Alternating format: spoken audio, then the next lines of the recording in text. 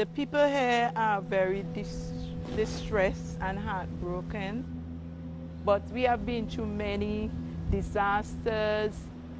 I believe we are a resilient people and we are strong enough, and hopefully we would get through this together.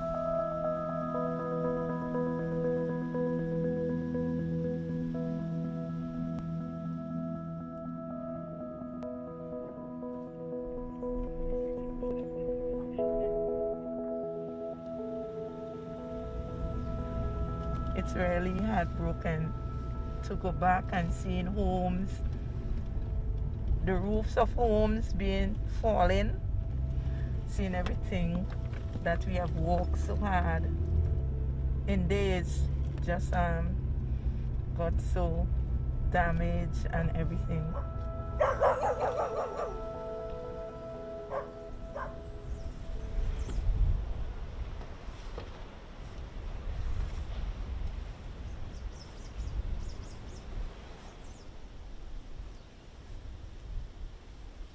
So that's just been destroyed, really. Yeah.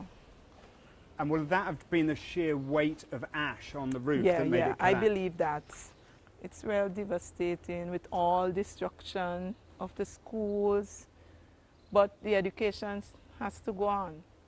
So you teach the very young ones, the Yes, 5-year-olds? kindergarten. And how are they feeling? I mean, have you been in touch with them at the shelters?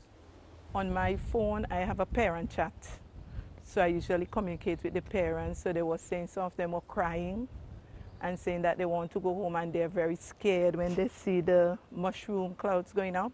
We would have to do some counseling, give them that assurance that they would be fine at one point in time.